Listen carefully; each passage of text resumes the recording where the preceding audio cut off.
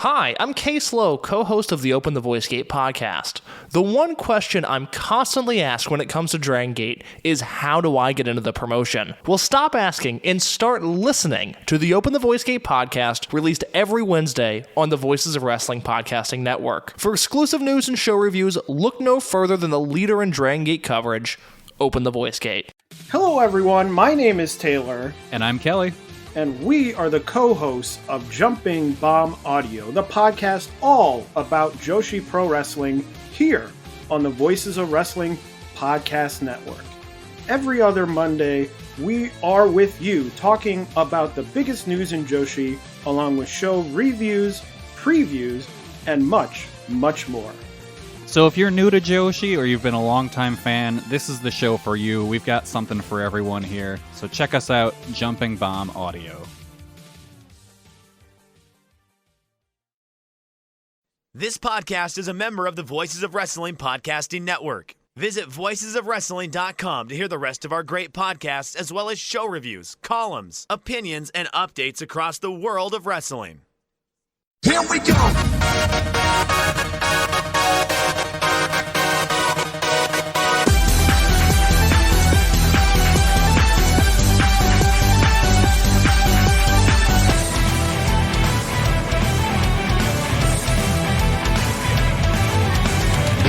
Kiss me like a love song. So that number call me.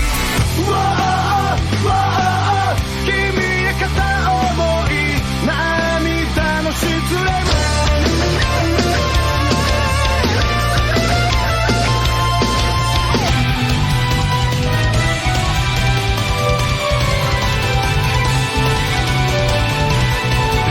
Give me fuel, give me fire, give me that what I desire.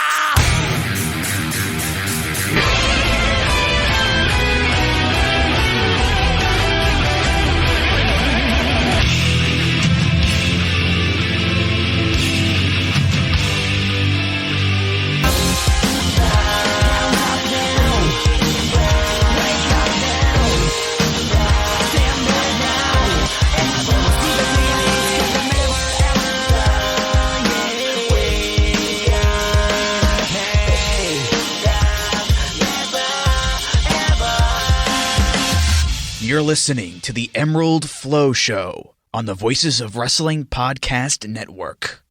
Welcome to episode 32 of the Emerald Flow Show. We're a podcast on the Voices of Wrestling podcast network. You can follow us on Twitter at Emerald Flow Show. And if you listen to us on Apple Podcasts, leave us a 5-star review. You can even donate to the show at voicesofwrestling.com/donate if you're feeling generous. I'm Gerard Detroit here with Paul Vosh. Paul, we've got a new, somewhat new opening music. Yes, exactly. I reached out to the generous Andrew Rich again, and he very much was on board in kind of doing a second version of our theme song. So yeah, thank you very much, Andrew. You're just the best at this, so that's why we knew we were in good hands with you.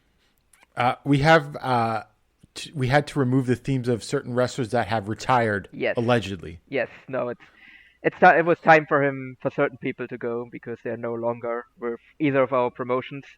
But I also felt it was very appropriate to maybe add certain people as well. So one, I think, who has kind of become the mascot of our show, he has been added to the theme song rotation. So yes, Jake Lee is officially in the theme song now. Big moment for Jake and big moments for Jake coming up. Yes, exactly. Mentioned this on the Discord already, but when Jake beats Kaito for the title and we record next, the title for that episode has already been set. So you will find out once that episode comes out. And if he doesn't win? I mean, I'll come up with something else, but you know, I mean, actually, you know what? That name would still, like, depending on if he loses, the way he loses, I think that would still be very appropriate. Or maybe I'll wait until the N1 announcements or the G1 announcements, maybe, because that still works. All right, and so before we start off with Pro Wrestling Noah, let's take a quick trip to the German Wrestling Federation. Yes, exactly. So it's my life report, because we've been talking a bit about Kyushu Pro as well. And their former champion, Kodai Nozaki, as we've talked about before. He's currently on an excursion to Europe. And it turns out that one of his stops on that excursion was actually my very own town, Berlin, Germany. And he actually got a big world title match there immediately. And so I went to the show on Sunday and I watched him live. And I'm pretty certain I was the only one in the crowd that knew him. But he also immediately got over because, I mean, look at him. Like, just really big fake boy and just immediately got fans, like got some fans on his side. And obviously he didn't win the title, like it was his very first match and everything, but I think he really did well. I think it, like the match itself, to me it was kind of reminiscent of like something like a Walter versus Ishii, just like, you know, like the big dude that chops really hard against like a smaller kind of guy that just wouldn't give up, and also was like able to do some power moves. So I thought like it was Pascal Spalter, who's kind of the top guy in the promotion, against Nozaki. And I thought both men did really well, and I would actually recommend people to like go and seek out the entire show. It is up on YouTube for free with English commentary as well, because they also had a really good light heavyweight tournament on the show as well. So I think like if you want to watch some Kodai Nozaki, and if you want to watch some really nice light heavyweight action aside from that, like go and seek out the show. So I watched the match. I thought it was a nice little match. I'm not completely sold on Spalter. He has some like, you know, just a guy tendencies, if you ask me. I mean, he's not a bad worker, but he doesn't stand out either. Yeah, no, definitely. He also took a while to win me over as well. But he definitely at times he's just not the most exciting guy, but like I think he just has like a really good connection to the crowd in Berlin, and I think that's something that really helps him. And I think that's something. Oh, he was very over. Yeah. Like I think that like he doesn't always really translate well to other places because he doesn't have that same connection there. And I actually ended up watching the finals of the light heavyweight tournament just because it was on right after that match. That was a nice little match. I got to say, Peter Tihani. Yes. Tons of potential. Yes. And then who was the German guy? Tim Stubing. Yeah, he's a nice little heel. Yeah. I Touch Bahar is another one that is like he has a very like deep connection with the crowd. But well, he's debatable whether he's a light heavyweight. Yes, that too. But yeah, I liked him too. I mean, because he came in and did all the power spots and everything. Yeah, and he's also basically he has been like the lovable loser basically for like a long time now. So this is like basically they've built him up for like I don't know, maybe like 2 years at this point for him to actually like get to this level where he's actually like a believable tournament winner. So like that just felt like a really nice culmination of a long-term story for him to win this tournament. The match almost lost me when there was that interference from Stubing when they were the final two in the match. But I mean, it sort of recovered because Bahar won over. Yeah. I mean, that is kind of like Stubing's character right now, where like there's just like ton of like outside interference and everything because he's kind of, like I think he's still really really young as well. Like I think he's like 20 maybe, and he like just turned heel recently, so he's still kind of getting that heel character over. But like that character already is like super over. Like I think it came across in the finals a bit, but it became even more clear like in his first round match. He faced Crowchester, who's like another like really over baby face, and like he was the guy that won the tournament last year, and like the heat for Stubing in that match was just off the charts, and obviously he won by like cheating and everything. Actually, he didn't even really cheat that much during the finish, but yeah, no, it's like the GWF to me, it's like it's a promotion that like I think a lot of people like should check out more, but obviously my perception of it is obviously skewed because I go there live, so I'm always not quite sure how well things actually come across on the broadcast. I don't know. I thought there was some good stuff in there. I think the production is pretty decent for an indie of its size. Mm-hmm. Yeah, no, it's actually the guys that run it actually try a bit to get into movies as well. So I think that kind of helps the production quality of the wrestling shows as well. Right. Yeah, you can sort of tell. Like the graphics are pretty good and the match graphics and everything. So yeah, definitely. I think it helps that they also always run that same venue as well, so they can just kind of really like figure out what best works for that setup. Mm-hmm. So, do you know of any other dates in Europe for Nozaki? I think he has some stuff coming up in the UK, if I'm not wrong.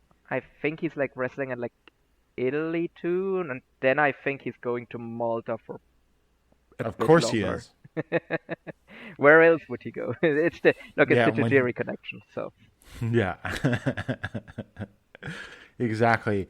So we move on to Pro Wrestling Noah and Paul. Some pretty big news since we last recorded. Unfortunate news as well. Daisuke Harada has retired now as we record this. yeah, that one. I mean, he was out for quite a while, and we hadn't really heard anything since the original announcement that he was injured. So and the fact that there was like no update, like at least for like Go, who's also been out for a while now, we've gotten like somewhat of an update and everything, and he's just like, hey, yeah, I'm just gonna take a bit longer, but I'll be back. And we hadn't heard anything about Harada since he got injured.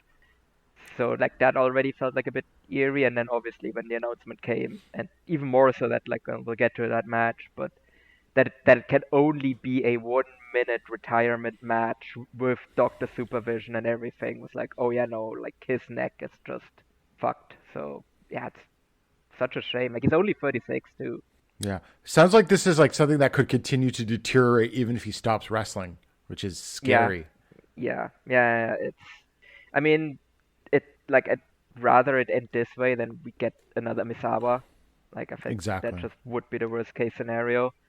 So it's just better for him to just take time off and like I said, I mean it could deteriorate even if he stops wrestling, but I mean who knows? Like he's still only 36, so still time for him, and let's see what like him not really like doing any hard physical activity like will do for him as well. Like I'm not a doctor, so obviously I don't know, but I mean, he wouldn't be the first guy that had a really scary like neck injury that No. after like 5, 6, 10 years is actually like able to come back just with enough time off. So, like I have no idea if that's even possible for him, but it just would be a shame if this was the end because I think he had so much more to give. I guess we'll skip ahead a bit and I'll say like this was not like a grandiose full retirement ceremony. Like just the other Noah juniors were around the ring and he was wrestling and everything. So it felt like, if he can come back one day, he will. Yeah. Because like I said, like he's 36 and like just the way he moved around just in that 1 minute, like it's very clear that like the only thing that is stopping him from wrestling is his neck. Like everything else is still working perfectly. Yeah. Yeah, he did a handspring in the match. Yeah, exactly. I was like, oh, holy shit. Okay, I did not expect him to do a handspring. And like the way he was running around the ring as well. So yeah. Yeah, like So it's really weird that sad. he's only 36 as well. Like he's a guy that has been around forever. Yeah. But I think he started just really, really early. Yeah, 2006, I think. So he's been wrestling almost like 17 years. Yeah, he's like another guy like Nakajima, where basically it's like, oh yeah, he's only like in his mid-30s now, despite the fact that it feels like been watching him for like nearly 20 years at this point. Yeah. So yeah, it's wrestling, like can almost feel blessed that stuff like this doesn't happen more frequently just due to the nature of the sport, but like that still means it still sucks when it happens. And at least in this case it was caught. And it certainly leaves a big hole in the Noah Junior division. He was like the best one. Yeah. No, I think that's very fair to say that he was like easily the best junior in the entire division. Like I think that's somewhat like obviously nothing is undisputed ever, but I feel like that's like feels like very much like regardless of like what type of Noah fan you are, like I think the general consensus is that the Harada was the best junior in the promotion. I mean, either him or Kotoge, I think. Yeah, really. I mean, probably could count Ogawa in that like bracket still as well. Yep. Yeah. No, it's really big hole, and I'm just I mean about Kotoge as well. Like obviously, like he's kind of I would assume would take over now, but I mean I want to talk about this a bit later, but I might as well just touch on it now. Like I think it wouldn't be the worst idea with Harada gone now if Kotoge tries moving up to heavyweight again. Like I know that failed last time, but I mean with Harada gone, like what is there really for him to do in the junior division at this point? Like he's kind of done everything. Yeah. And he's around the same age. I think he's 37. Yeah. So like I feel like if he wants to try one more time to be a heavyweight, like it's now or never, and he's definitely tall enough to do it in Noah. Yeah, Because I definitely. just So like I don't know. because in that like main event match, like I just saw him across from Jake, and I'm like Jake obviously is way taller, but he's way taller than anyone else in the promotion, and Kotoge didn't look like a junior next to Jake, if that makes sense. Yep. So I don't know. We'll see, but I'm not sure this is necessarily like Junta Miyawaki going back to Mexico, Harada retiring. Yeah. I don't know. It could be a long summer. Time to in put the the Noah title Junior back on division. Hayata. So yeah, no, it would be really dire if Amaxa was there, but we'll get Oh to God, that. yes, yeah. So we start off with Noah Star Navigation 2023 from Korakuen Hall. 1,310 fans, Paul. This is what their biggest since like January 2020. Yeah. Like this is a really big win, I think, for them. Like This has got to be a Harada bump, right? I definitely think his retirement bumps it up, but I also don't know if Harada is like the level of, because this is like what no more than 400 people. Like it's like 500 people more than the previous Korakuen, right? And we already considered that one to be a good number. So I don't know if Harada, even if he retires, is that level of draw that his retirement would draw 500 additional people to Korakuen. Like I think he definitely like added to the number, but I'm just struggling to really quantify how much he actually added to this. So I think even regardless of the Harada retirement, we probably would have seen a pretty good number at this show on a midweek Korakuen as well, with kind of a nothing card really. Yeah, it's hard to say. I guess we'll have to wait till the next Korakuen. Yeah, we have to wait until the next Korakuen. I think also, I mean, obviously the big litmus test now is like the Yokohama show. So yeah, for sure. I think if that number is also like looking good, I think then we can make a better judgment. But at the very least, the very first, like if this is just a bounce and it's just caused by the Harada retirement, then okay. But maybe this is also the first sign of a positive trend, but again, we can't say that for sure until we know what they draw in Yokohama. Right. So then we start off with the first match. The Congo team of Suji Kondo, Tadasuke, and Hajime Ohara defeated Kinya Okada, Yasutaku Yano, and Taishi Ozawa in 5 minutes when Tadasuke used a swinging lariat on Ozawa. Good opener. Fast-paced action. There's not much more to say about it, though. Yeah, I mean, it was basically everyone tagged at once, I think. Yeah. I mean, there was more time for that than anyway. Like, even by the standards of an opener, this was really short. I will say Ozawa's looking much better, just the way he looks when his hair's growing out. Yeah. I think he's also starting to, it gets noticeable that he's in the dojo now and actually, starting to eat that Junko and doing the workout routines. Because I think, once he fills out that frame, like I said, he is going to be Noah's next big heavyweight project. And maybe it will work this time. Maybe. We'll see. And then next up, the team of Super Crazy Extreme Tiger and the debuting Lancelot defeated Yohei, Seki Yoshioka, and Alejandro in 6 minutes and 23 seconds when Lancelot pinned Yoshioka with the Lancelot fly. Okay, so Paul, I woke up and I looked at the Voice of Wrestling Discord and I saw people talking about Lancelot botching. I'm not saying he's the smoothest wrestler ever, but I didn't think he was that bad. Okay, but basically his first move was just a massive botch. That really fine, didn't help. yes. I don't know. I also didn't think he looked really that impressive. When he was wrestling normally, and I also didn't think he got over at all, because there's definitely been luchadors that they have brought in that got over immediately in front of the Korakuen crowd, and there was just absolute silence when he won. So I don't know. Yeah. I mean, maybe given time, he'll do better, but I don't think this was a really good debut. And is he Super Crazy's nephew? Is that what I heard? Yeah. Okay. Well, we can figure out how that happened. Well. Okay, yes. So I just clicked on it when I saw it pop up on Wrestle Universe, and I didn't realize it clicked on the Japanese commentary. And I just watched the show in Japanese commentary because I'm like, nah, I've only got a couple. I don't have that much time to watch it, so I'm just gonna not go back and change it. Yeah. Okay. Well, okay. Stuart Fulton also wasn't there, so okay, definitely missing. No, but yeah, they mentioned that as well. He is Super Crazy's nephew. That's actually caused me to say that if we have to do a nepotism, I'd rather just have Wagner's brother instead. Yes, that's some good nepotism. And I figure that Lancelot's probably going to challenge Amaska. Yeah, because they have a match on the Yokohama show. Yeah. And then next up, we talked about this mostly. Daisuke Harada retirement match, 1 minute exhibition time limit draw.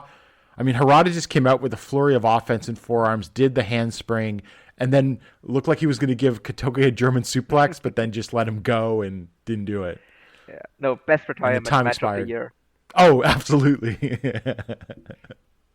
Yeah, no, I felt like in a weird way, like it was a sad moment, like because Kotoge was just bawling his eyes out the entire time. But it felt weirdly like because there was so much energy to it, like that's why it felt somewhat of a celebration of Harada. Yeah.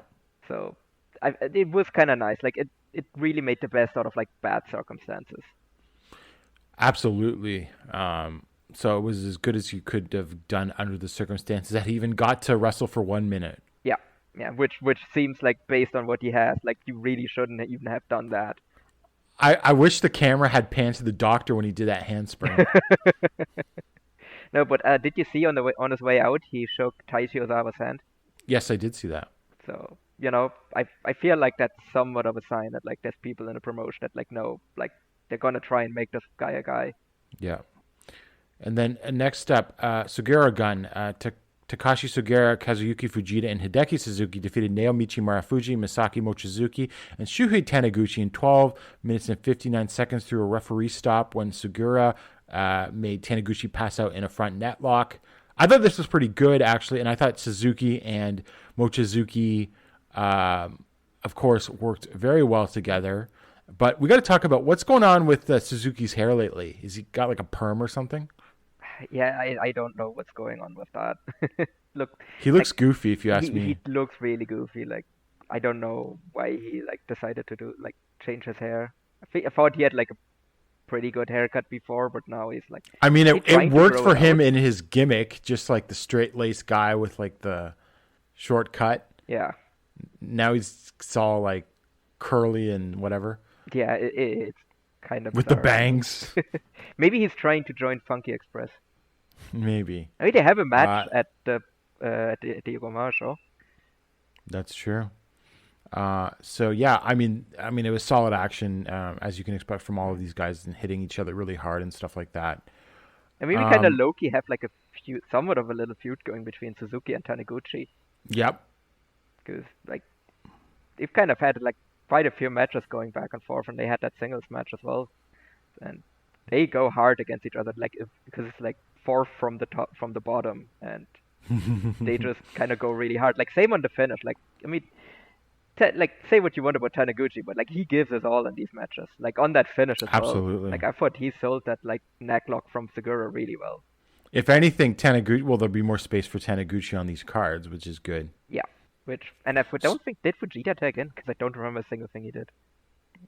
He was briefly in there. Yeah. He was wrestling against Marufuji. Yeah, I feel what like I remember. if there's one guy from these like Muto friends, like because I feel like Suzuki feels like a guy that's gonna stick around, but I think like Fujita might not be much longer for this promotion. Does he have a contract? Because I think it's probably as long as that lasts. Did sign a contract last year, I think. But not. Okay. I mean, I don't know when though. Like normally it's at the beginning of the year, but maybe he signed it a bit later in the year, because I think he signed it after he won the belt. Yeah. Or okay. something like that. So it might be that he's hanging around until that contract expires, and then he's out of there. It feels like they're not doing anything with him. He doesn't have any direction, which honestly I think is good. Yes, I mean it's almost like the one guy that was like advocating for him is like pretending to be retired right now. Did you see that Muto like gave a talk at that Jinsei Shinzaki like 30th anniversary show in Michinoku Pro, and he was like, well, Kokushi Muso has never actually retired. It's basically like I would have expected him to at least wait like a couple of months until he does something like that, but he literally waited until like the pay-per-view was like until like his retirement show was off of pay-per-view and just on Wrestle Universe normally, which means that he has stopped now directly benefiting from that show, and he's like, well, time for me to tease my return. In Michinoku Pro, of all places. Look, I mean, at this point, you know what, buddy? Just, I mean, he's obviously not gonna have as much time as fuck, why I forget his name now? Onita, to do like the continuous just diminishing returns on retirement shows, but you know he can at least get 2 or 3 more retirements in there. He can pop like 2,000 people in like Sendai or Awate. Yeah, and okay, what do we think? Like, where will he bottom out in terms of like retirements? Like, what will be like? Is it gonna be in like Shinki, like his like last retirement? Like, is that actually gonna be in like Shinjuku phase? I feel like he would try to at least wrestle in Korakuen. I feel like he wouldn't even bother unless it was really dire. Yeah. Okay. Yeah. Fair enough. But if he can fill Korakuen, he'll do it. Oh yeah. No. But that's like 2-3 retirements down the line. So I think we have a little more until then. And then next up, the Congo team of Keno, Katsuhiko Nakajima, and Manabu Soya defeated Masa Kitamiya, Daiki Inaba, and Yoshiki Inamura in 12 minutes and 11 seconds when Soya used the jumping DDT on Inaba. Again, solid stuff. Your good old Noah 6-man, and of course it was building to the tag title match on the 18th. Yeah. No, the one thing that I noticed immediately with this match was like, oh hey, that's everyone that's involved in the All Japan angle in one match. I wonder if something will happen here with that. And lo and behold, after the match, who comes out? But it's Naoya Nomura and Yuma Aoyagi. Exactly. So yet another time where Keno fails to prevent people from just waltzing into a Noah show without paying. He's getting soft. Yeah. But yeah, so then they cut a promo on each other, and it seems like that if Keno and Soya win the titles at the Yokohama Budokan show, they will come to to All Japan and challenge for the World Tag Team titles there, and Keno also said that he wants to unify the belts too. So, I mean, that's giving away the result on the 18th, right? What I said as well, because now that doesn't make sense if Inaba and Kitamiya win. Like, that just destroys the whole story, and it makes Keno look like a goober. But I guess maybe you can make the story that Keno is already, like, thinking about the next match. But okay, so why couldn't Keno and Soya have just beaten Kojima and Sugera? Like, did Kojima really have to get out of there past that date? I guess. Actually, they lost the tag titles before the Dome. They could have, they just could have put the belts on them earlier. I don't know. It just doesn't make any sense. Yeah, it is weird. I mean, it's still, like, I think Kitamiya and Inaba are still, like, even if they're just transitional champions, it's fine. But, yeah, it definitely feels a bit weird that they just had to immediately, like, pull the trigger on that then. But, like, to me, at least, it gives the result in Budokan away. Yeah. But, Paul, well, we'll get into this later, but who knows who's going to be challenging at Oda Ward for the All Japan World Tag Team titles? I mean, I would assume it's going to be Keno and Soya, right? Well, another team laid out a challenge. Already? Oh, yeah. Suwama challenged with him in Kono. Oh, yeah, right, after the Shinkiba show. Yeah. Yeah. So, I mean, that might also be very funny if basically Keno is just like, yeah, it's going to be Kongo versus Nomuyagi, and then they both, like, lose their title matches. Yeah, so we'll see what's going. I don't think we're going to get a card for Oda Ward until next week. Yeah. And so I'm really enjoying this show up to this point. A lot of fun, great action. And then we have Eita defeating Hayata in 3 minutes and 47 seconds in a DQ. Just horrible. Yeah. Although Eita bladed. Yeah, it like immediately, like second one of the match. That like Moxley speed. Yeah. But yeah, I mean, I don't think this was even really a match. Like, I think it's a bit of a stretch to even call it a match. Like, it was just like a 3-minute angle, basically. Because it was just Hayata just immediately jumped him when Eita came out, and then just beat him up some more with Eita, like, rolling out of the ring, and like, yeah, and then Hayata just gets DQ'd after just very blatantly, like, shoving the ref and just hitting Eita with the belt. So, yeah. Yeah. I mean, like I said, like like I said, but to me the thing is like they've tried to do so much stuff to like get people interested in this junior tag title match, but I just don't care. Well, I mean, I think what happened next sort of lifted my spirits because Chris Ridgway defeated Yoshinari Ogawa in 10 minutes and 20 seconds with an ankle hold. I really enjoyed this. Yeah. I mean, it wasn't like super, super high end, but it was just these guys like trying to like rip each other's limbs out for 10 minutes. And I really liked it. Yes, no, I definitely really like this match. But again, the problem here was it didn't make me interested in the tag title match. It just, what it made me interested or think about is that Noah should just do another Junior Global League or Junior N1 or whatever they're gonna call it now. And I would want to see these two have a match on there rather than being like, oh yeah, I wonder if they're gonna do this during the title match, because I know the title match is probably gonna lean more towards the Eita and Hayata side than really the Ridgeway and Ogawa side. Yes, because there will be all sorts of angles and stuff in the actual title match. Yeah. But no, And this was really nice. This was really nice. Yeah, it was good. Next up, good-looking guys. Jay Clean, Anthony Green defeated Kaito Kiyomiya and Atsushi Kotoge in 13 minutes and 47 seconds with a skewered front high kick from Lee on Kotoge. Paul, I've got a lot of thoughts about this match. First off, I think Anthony Green has really improved since his time in Noah. Secondly, I think this is Jake's best performance in Noah and best match overall in Noah so far. I agree. That was actually my exact thoughts as well. No, I thought he was really really good here. Like I think he actually like showed some charisma and everything. He did. And yeah. Especially towards the end. Like I think actually so far this might be one of my favorite Jake feuds in general, just like based on how much shit he's been talking about Kaito in the press as well. Yeah. Oh yeah, because he's like, I'm going to restore honor to the GHC. You know, you can't disrespect this title and everything like that. I mean, Yeah. I mean, I know it's disingenuous because he's supposed to be a heel, but like in a way, he's done more to defend Noah than Kaito has in like the last 2 years. Like any good heel, there's a kernel of truth in all of this. Yeah. Yeah, no, there absolutely is. And I also love him just being like, oh yeah, okay, Kaito, you've done so much now, but for now it's for you, it's time to rest and I will take over for you now. I mean, not an unrealistic idea, honestly. No. That's why I locked up Jake beating Kaito, and I'm not wavering on that at all. I think I'm actually more certain that that's going to happen. Yeah.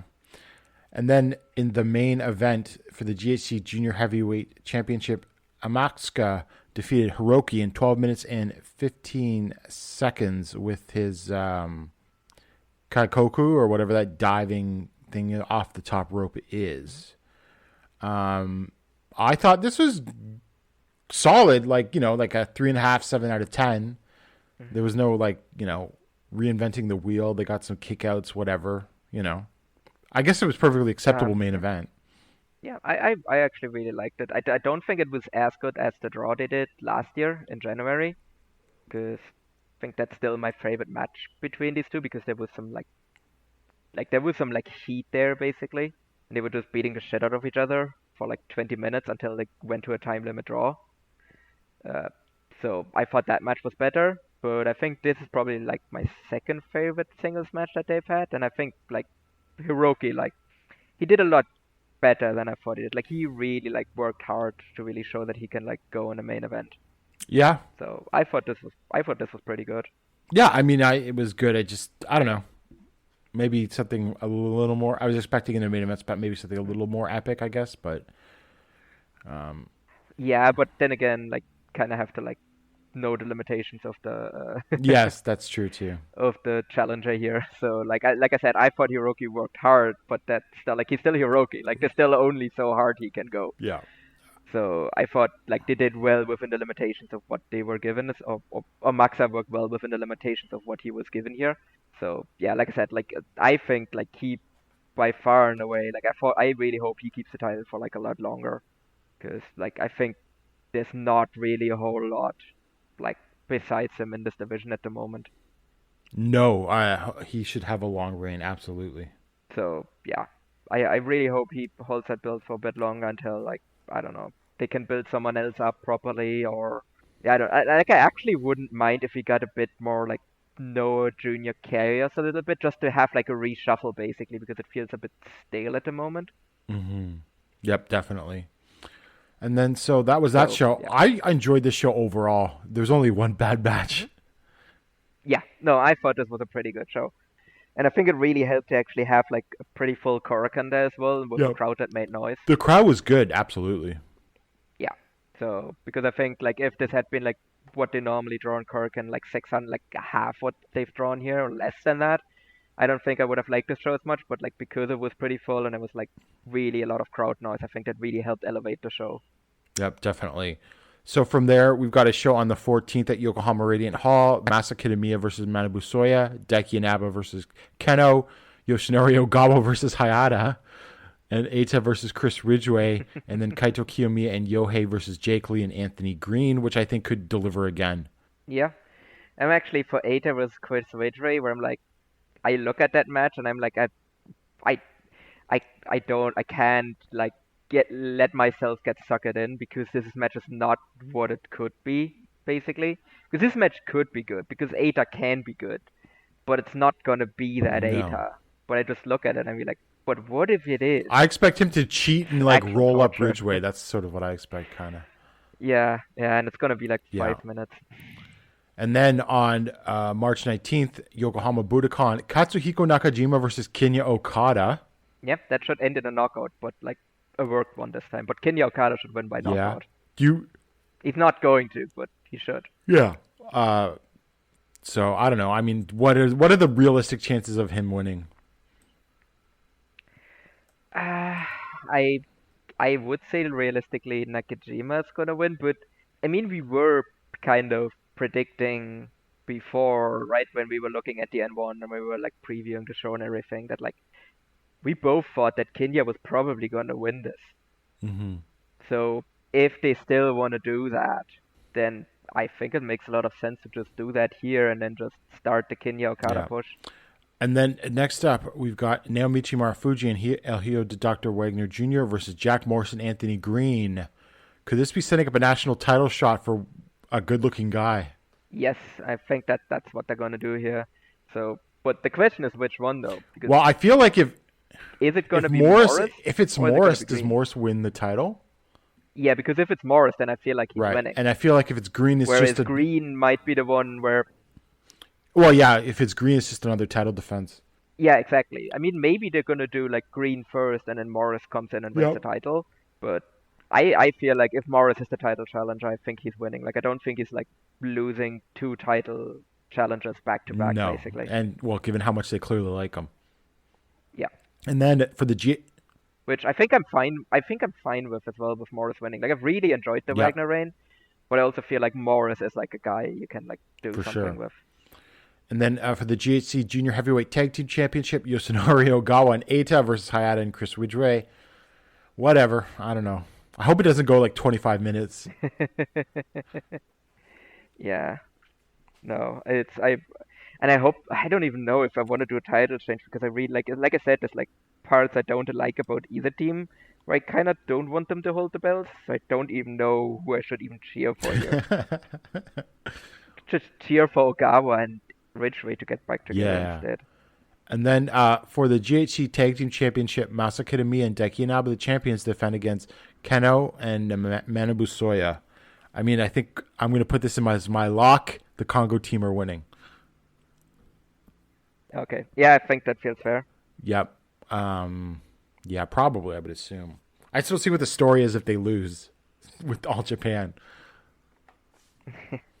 Yeah, exactly. Like exactly. Like it doesn't make sense story-wise for them to lose. Like why set up this whole like potential like unification match and then just like not do it? Yeah, and that especially because it's Masa Kitamiya and Daiki Inaba. Exactly. It's fine.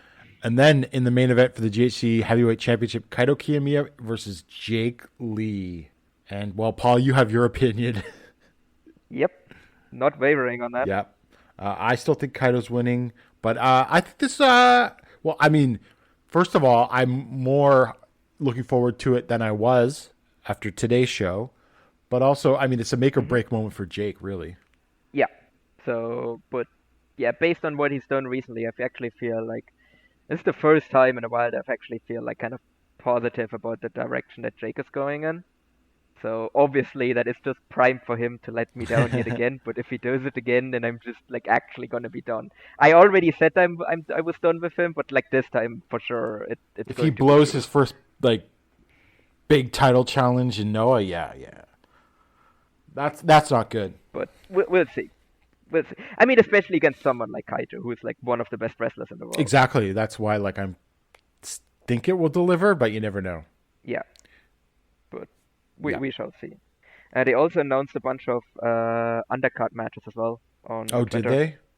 I did not So, see. yeah, that. so we also, no worries. So we're also gonna have Alejandro, Yoshioka, Yohei, and Kotoge versus Ohara, Hiroki, Kondo, and Tadasuke. So, whatever. We're also gonna have Takashi Sugiura versus Shuhei Taniguchi in a singles Ooh. match. Actually, could be interesting. But then, the highlight. So we're gonna have Mohamed Yone and Yoshiki Inamura versus Hideki Suzuki and, now pay attention, Saxon Huxley. The Saxon Huxley? Yes, the Saxon Huxley. NXT UK Saxon Huxley? Yes, I don't know what an NXT UK is. That sounds fake, so I'm not gonna comment on that. However, I do remember him from the WWE UK tournament, or at least I remember he was in it. I don't remember his match. Okay, then. Yeah. So, I mean, Thatcher's done, right? This is why this guy is coming in, right? Probably. I mean, with Thatcher, you never know. Like, I think if we get like reports that he's like in WWE as like a trainer or like something, then I think for sure we can say he's done. Otherwise, I would say if he's not back by the time the N1 rolls around, I think then we can say for sure he's done. Because I think Noah gives people some time in between tours. That's sometimes. true. It's just, I don't know. I just feel like he's ending up in ROH, but we'll see. That might also be an option. Yeah, so like I said, if he actually gets signed somewhere in America, I think then we can safely say he's done. Until then, I think I'm willing to give it a bit more time, and maybe it's just Noah giving him a bit more time off. But with that said, the way he lost the Dome very much felt like a write-off. And then that's it for that show? Yeah, I think that's pretty much it. I don't see anything else being announced, but yes. We're gonna Okay, have so Team I've never Huxley seen Saxon and Huxley, Noah. and the cage match reviews of him were not good. No. Like I said, I've only ever seen him in WWE UK. Like, I've actually looked at it as well, and I was like, yeah, he has like 3 Progress matches ever, and he has never even worked Rev Pro or like any Jeez. other like bigger European promotion. So how did they find this guy? Would Hideki have even met him? Same way they found Morris. Well, that's the. Now I'm wondering if Morris They have to have some contact. has They he have worked to have some ICW? contact, and I don't think so. Let me just double check that. Because he's an Okay. English guy. Like, he's an England guy. He's not a Scot. So I don't know if he's even. Well, he has worked ICW, like, but that's just I don't know. He worked something called Evolution Wrestling, and Real American Wrestling in Belgium, and Dragon Pro Wrestling, which is apparently Welsh. Okay. So yeah, and then otherwise just a bunch of like WWE like developmental matches. Fascinating. So, yeah, I don't know. Like I said, I'm willing to give him a chance just based on Morris.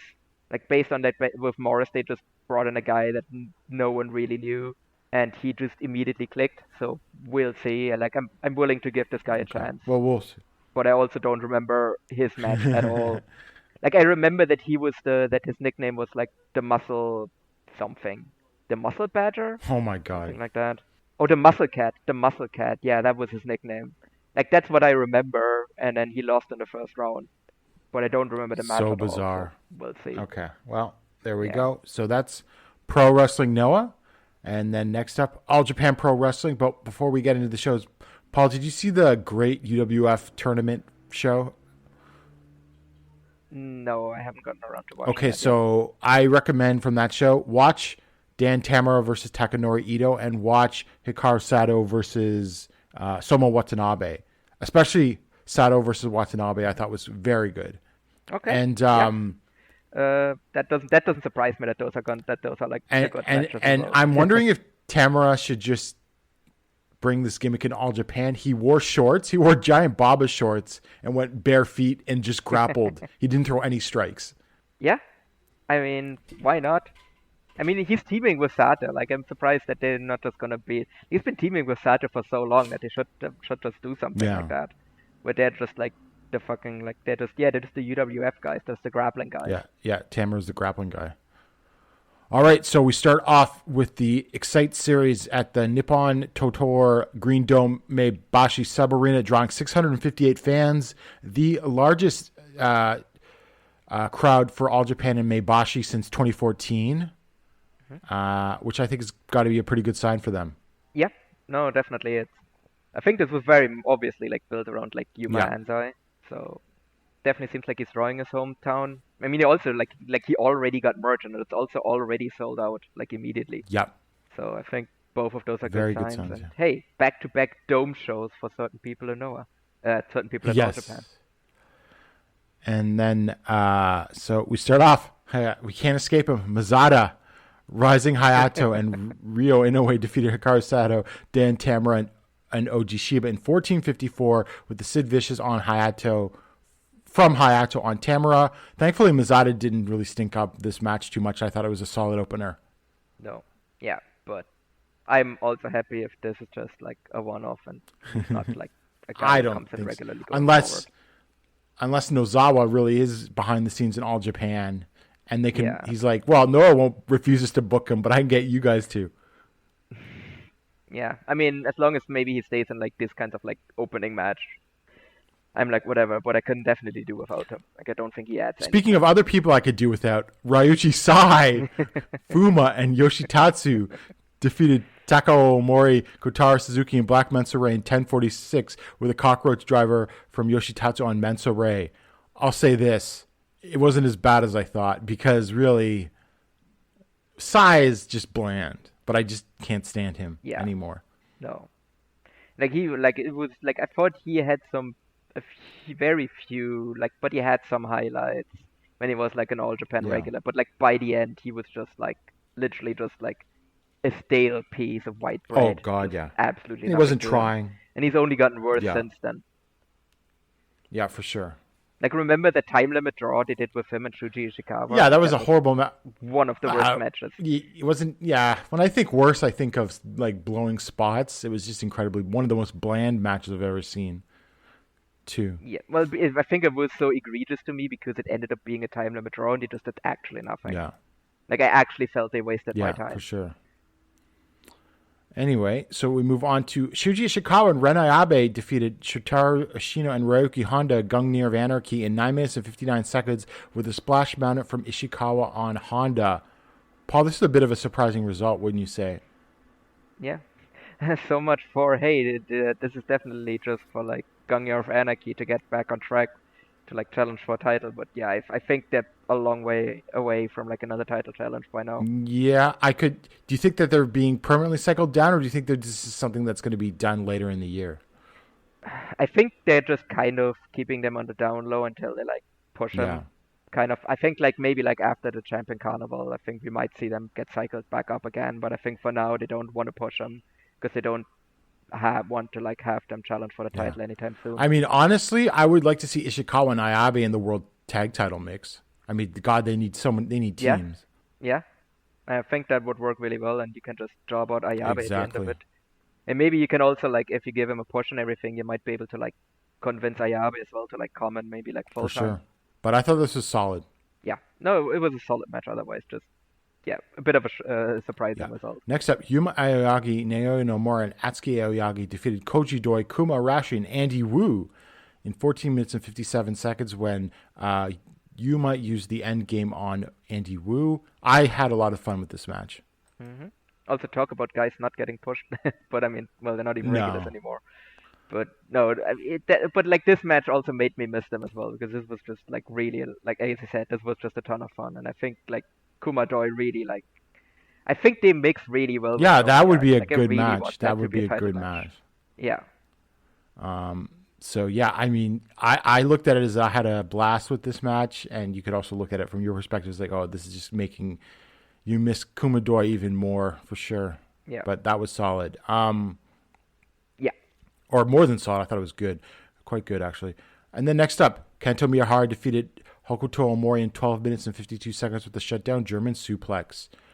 Paul, this was great, and I think it had a pretty good reception talking to other people who watched this match. I thought Hokuto worked really hard here. I thought he sort of had some good counters, showed like an aggressiveness towards Miyahara. I think this heavyweight push will work out. Yeah, I have that feeling as well. I think this was really, like, obviously he wasn't going to win, but I think this was to show that, like, Omori can hang with the top guys in All Japan before the Champion Carnival. And I think they succeeded in doing that. Like, this felt like, despite the fact that he lost, it felt like an elevation for him. Yeah, for sure. Yeah, because he can hang out with the ace. Yeah, exactly. And, like, obviously he's not going to beat him. No. Maybe at some point down the line he will, but, like, no, he has no chance.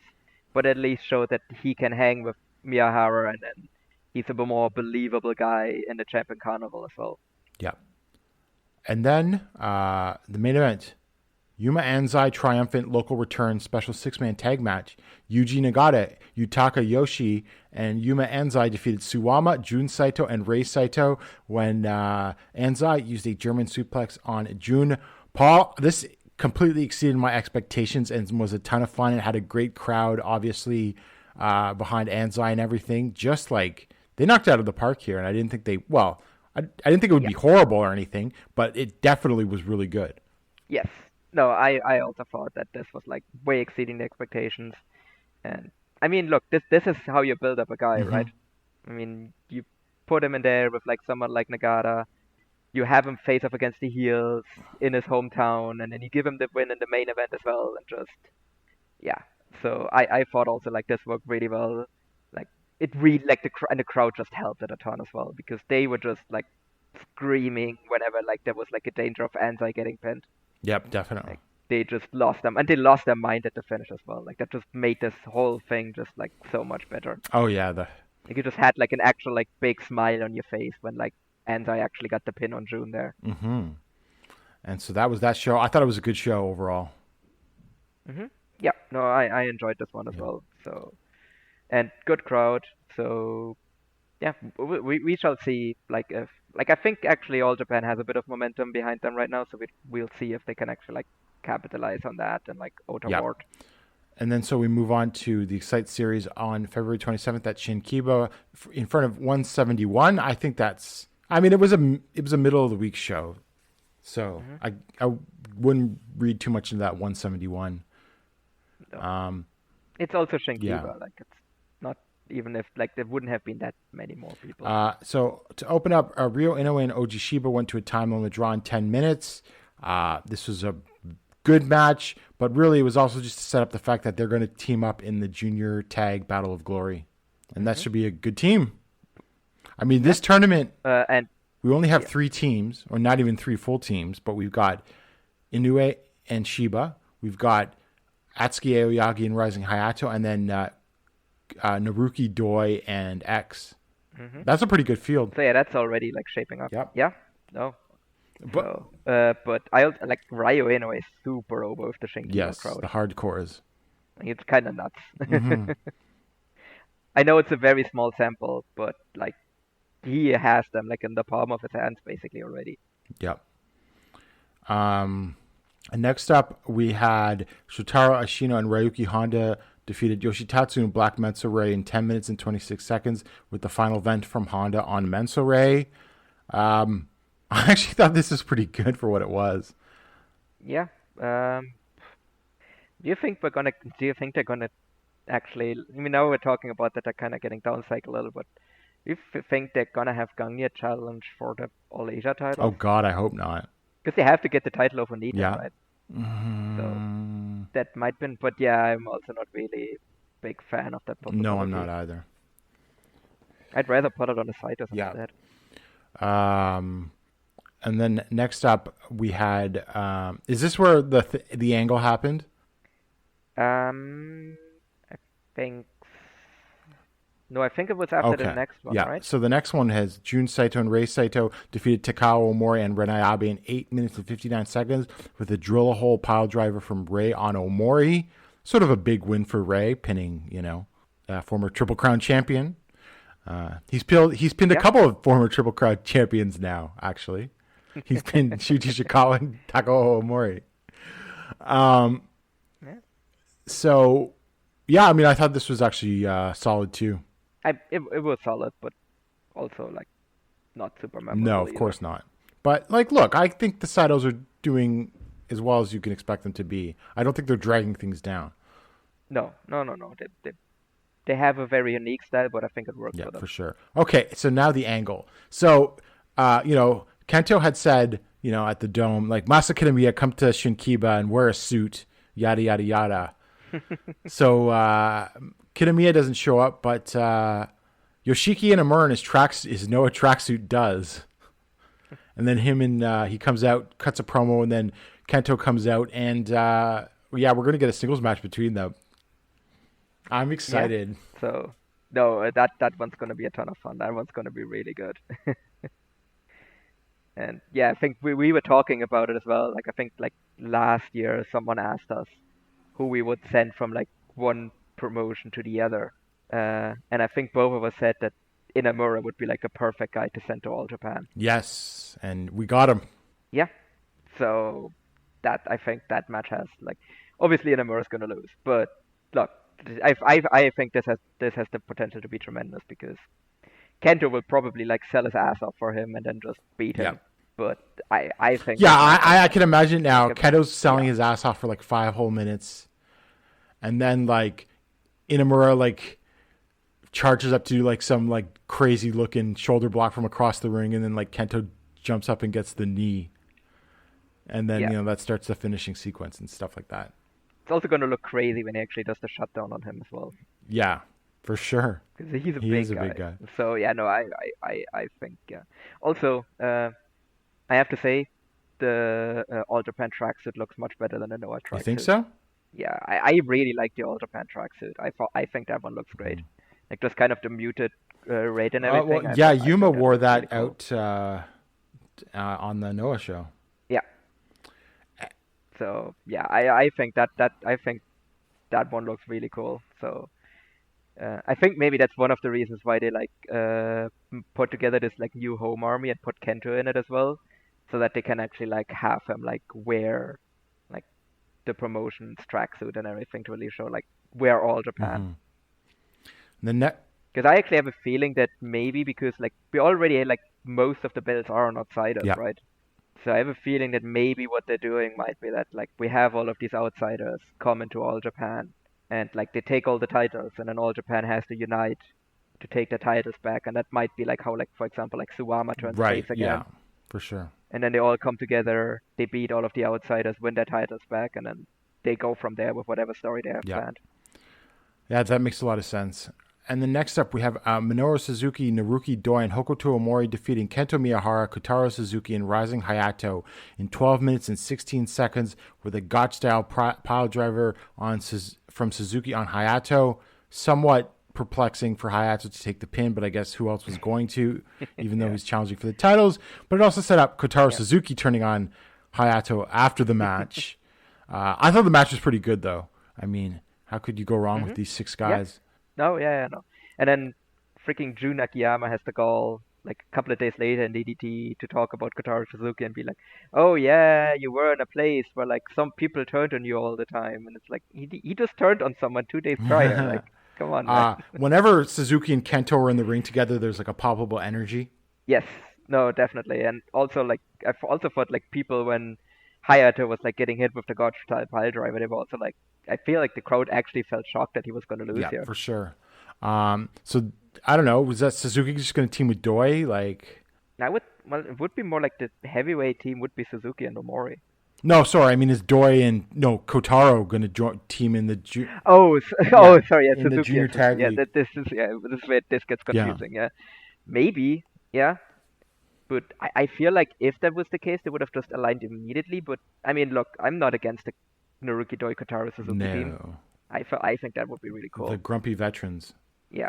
Um, But it could also be that like they bring someone else into team with Kotaro. well, that's fine too. Yeah, I mean, this could be a very actually like good lineup for this tag league. Yeah. No, I think it has the potential, like, because I feel like maybe we're gonna get might get some like great representation in the tournament as well.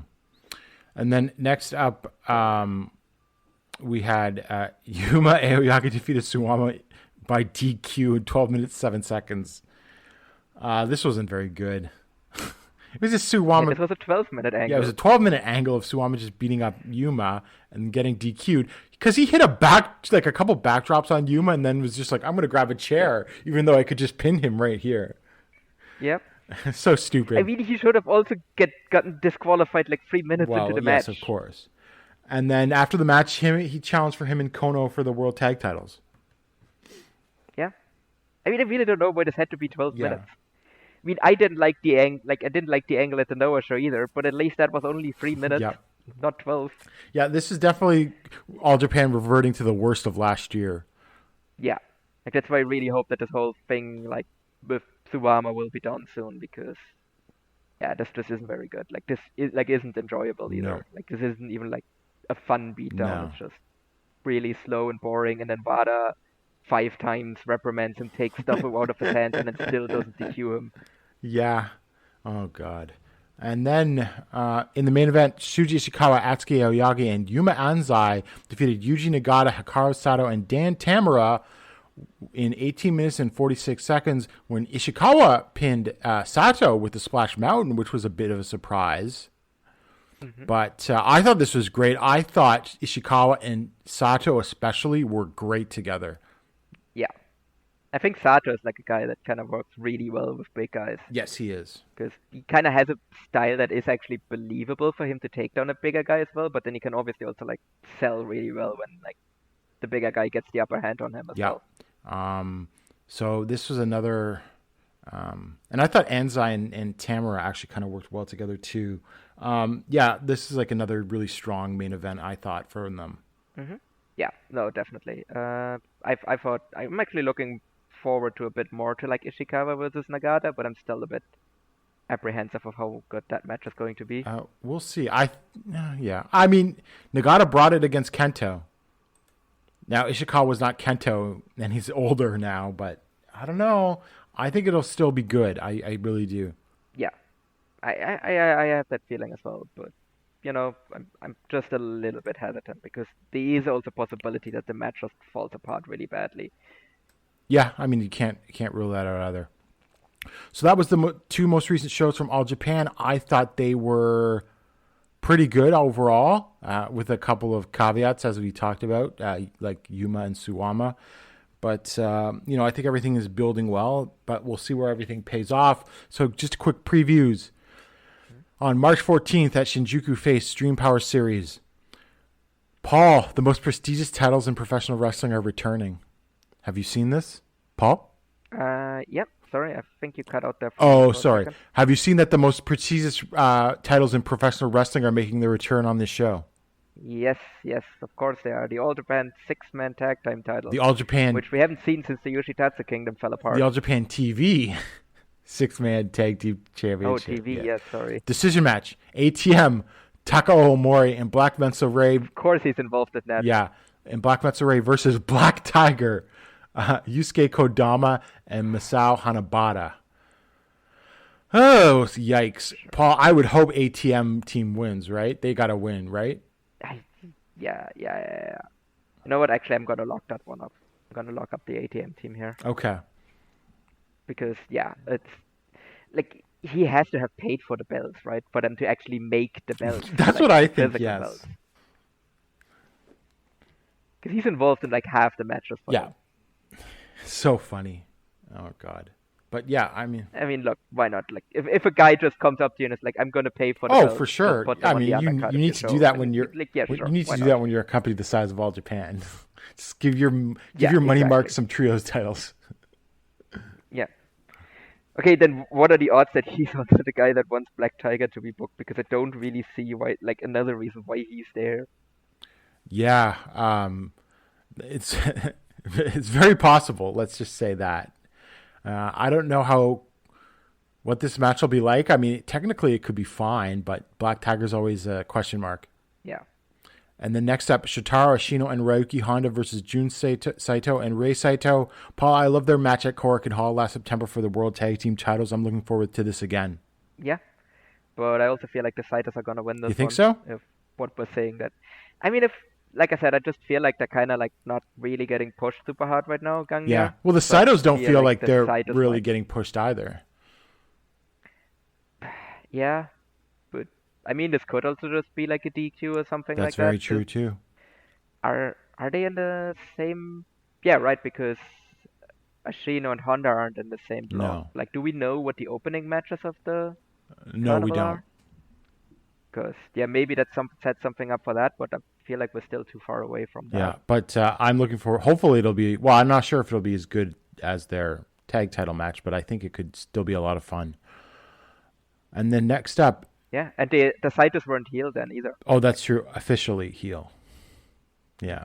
Then next up, Yuma Aoyagi, Naoya Nomura, and Atsuki Aoyagi versus Oji Shiba, Yuma Anzai, and Ryo Inoue. I mean, this will rock, I think.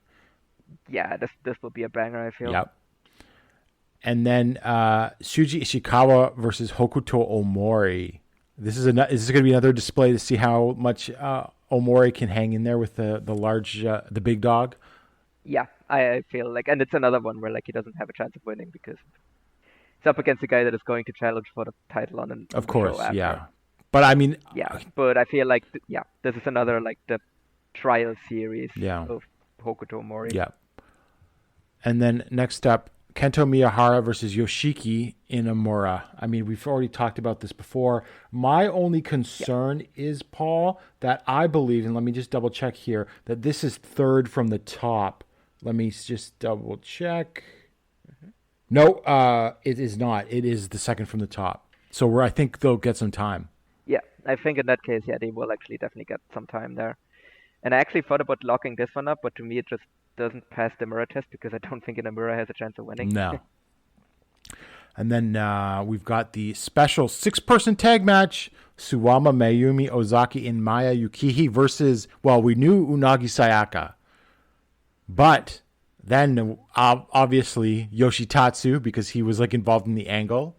And I am laughing so hard because Unagi continually calls Yoshitatsu a weirdo on Twitter.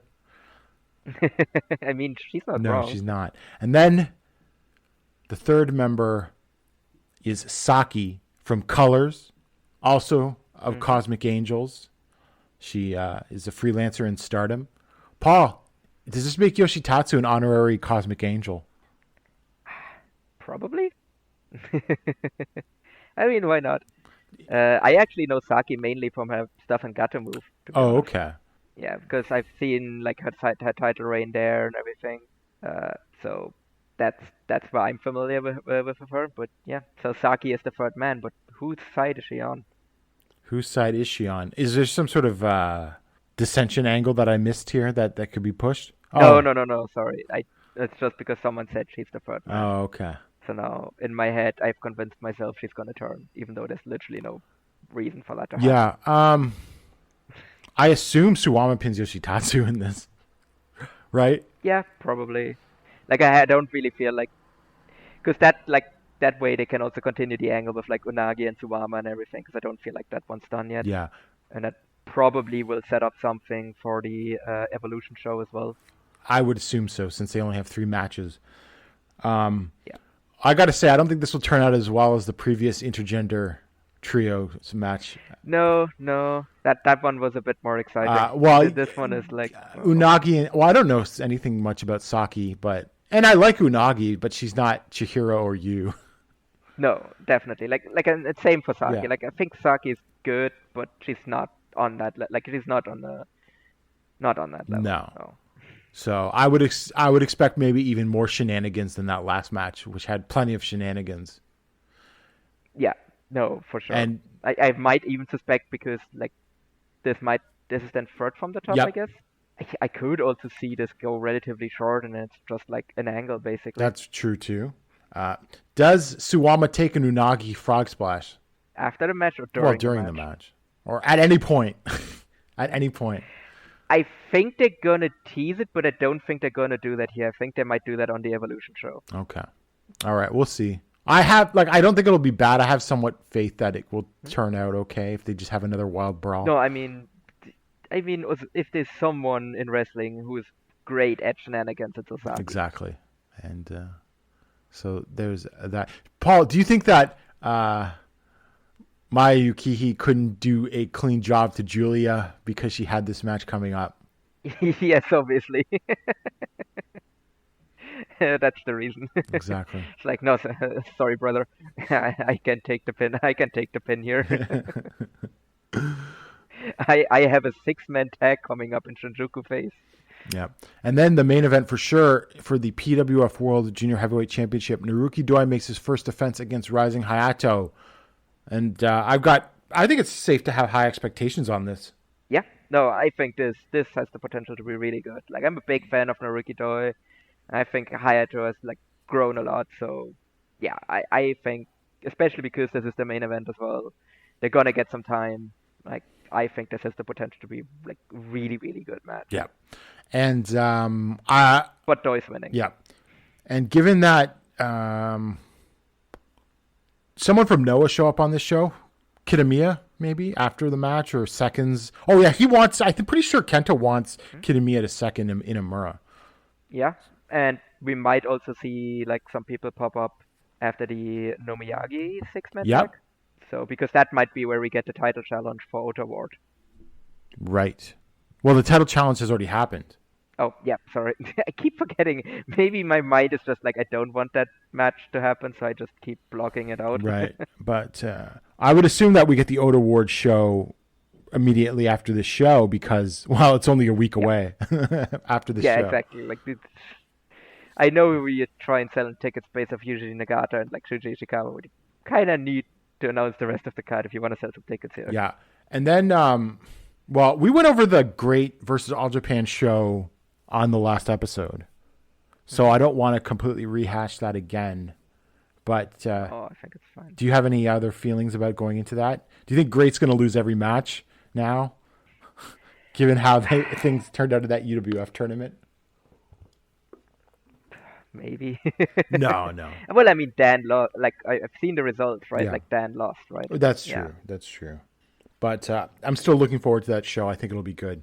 Yeah, no. I think the match will. But I definitely feel like All Japan is going to win the majority of the matches. I think T-Hawk wins that 8-man, though. Yeah. No. That one, I think. Because T-Hawk's going to have like to... Like I said, the opener and everything. Because T-Hawk's going to have to do some jobs in the Champion Carnival. Yes. So he'll get I think Great might get the big win there. When do you think we're gonna get in? Like, you think we're gonna get the announcements of the X's at the Ota Ward show? For the X's? Yeah. Yes. Or maybe after Shinjuku.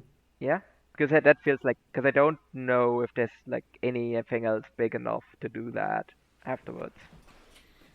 Before the carnival starts. No, there's not, because there's like a Shinkiba show on like the 27th or something. Yeah, and they're not gonna do that there. No, it's either at Ota Ward. I would just do it if Masa Kitamiya is in the carnival. Just announce him as the X right after the Shinjuku show, because I'm sure that there's going to be an angle on that show. Yeah, I mean, they might also just split it and basically announce like Kitamiya at the Shinjuku show, and then announce whoever the other person is at Ota Ward. That's very true too, because I think the other person's probably Kongo. Probably, yeah, unless it's Kojima. That's true. I forgot about that. But would Kojima just show up at Ota Ward? It might also be a Kongo person. Would Kojima just show up at Ota Ward? I would assume. Yeah, because you can totally do that there. Yeah. I mean, it might also. I mean, okay, I know now we're like getting a bit too far into the weeds, but because I'm also thinking like, because we're wondering like, it doesn't make sense like for Kano to do all this challenging stuff and then he just loses. But what if he just loses at the Budokan, at the Yokohama Budokan, and then he basically just goes like, well, fuck this tag team stuff. I'm just gonna be in a champion carnival instead. I would be perfectly fine with that. So, because that way it's like, okay, I tried to do this tag team stuff, that didn't work. Okay, now I'm just going to be in the carnival. Now I'm just going to coming for you directly. Yep, definitely. All right, and then so obviously Ota Ward still just Yuji Nagata versus Shuji Ishikawa announced. Paul, any final thoughts? I think both promotions are trending in good directions. Yeah, definitely. Like, I definitely feel a bit more positive about Noah after that number. Yeah. It's just, we shall see if that holds up long term. But I think the first sign is good, and then yeah, they definitely go in right direction still. Yeah, absolutely. So, and they're now like crossing, the streams are being crossed as they're crossing over into each other, which is definitely not something I ever expected when we started this podcast. No, same, because they felt very much like completely separate. Because Akiyama had like left, universes, and he was the guy. I mean, especially because of obviously, like, there's been a more or less complete turnover and everything, and I don't think there's really any bad blood. But, like, still, like, the foundation of Noah is literally fucking over all Japan. Well, yes, right. Now, if Kaido bombs, they might need Kento's star power. Noah might need Kento's star power. Yeah. So, like I said, it would be the absolute massively funniest thing ever if Jake is like, I'm out of here, guys. He just waltzes into Noah, and it's just, hey, so what's the plan for Noah? And he's like, well, actually, we're going to do this big inter-promotional angle with All Japan, and we're going to put the title on you, but then you need to lose to Kento Miyahara. And it's just... I mean, look, I'm not joking. I think putting the GHC title on Kento is like something that should be considered. Yeah. I mean, who else is there other than Kaito right now to really carry that title? And Noah? Incredibly. No one really. Yeah. And Noah's like made. Well, it depends when Go comes back, I suppose. So, like, you could always heat up Kano. Yeah. Like, Nakajima just feels completely like not a guy that should be like holding the top title at the moment. Right. Yeah. Otherwise, Marufuji obviously doesn't have any interest in that. I guess Segura, but that's also kind of it's when Go returns.